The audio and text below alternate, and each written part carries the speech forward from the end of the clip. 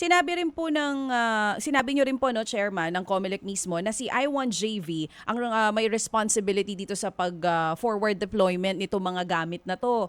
Ano po bang batayan? Na yun muna yung una kong gusto malaman sa pagpili ng partner sa mga ganito pong kalalaking proyekto at paano po natin nasisiguro yung safety measures naman na pinapatupad nitong partner ninyo na I1JV?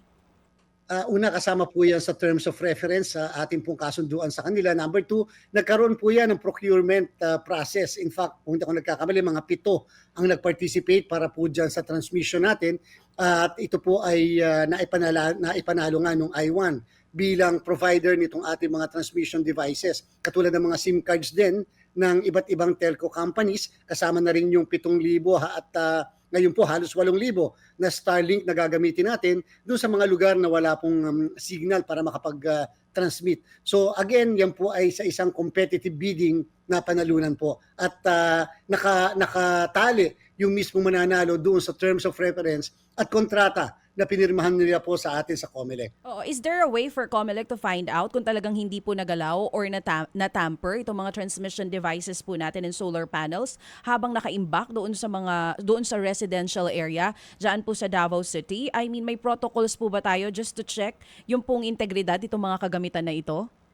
Ay opo, wala naman pong problem yan dahil nga sa una pagkakinabit po yan may inspection din yung amin pong mga technical support staff sa bawat eskwelahan ng dito po na gagamitin sa ating halalan.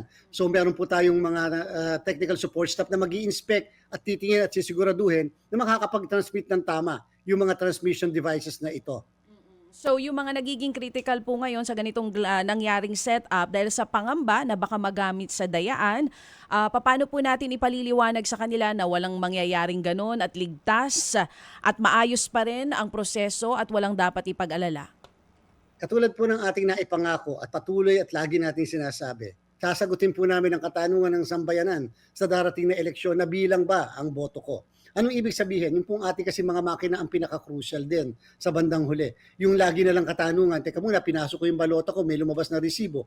Yan ba ang siguradong binilang ng mismong makina na yan? Yan pong bagay na yan ay masasagot na namin sapagkat may mga features po yung makina natin na makikita ng mga kababayan natin yung mismong mga balota na naihulog sa maghapon and therefore mabibilang. At the same time, yung pong mismong election returns na pagbabasihan ng matatransmit na results ay maipapaskil ka agad sa labas ng presinto at 30 na entity sa mabibigyan ng kopya ng election returns. Maliban na sa pagka po nag-transmit, nakatransmit to all for the first time. PPCRB, NAMFREL, Majority Party, Minority Party at sa media, meron na pong automatic na transmission sila dahil meron po silang server. Nangangahulugan yung lahat ng entities na ito ay pwede magkumpara kung pare-parehas ang pinadala sa kanila galing sa isang presinto at yung pinapadala rin sa COMELEC. May mga paraan na sila ngayon to counter-check kung yung lahat ba ay sadyang nanggaling sa presinto na yan.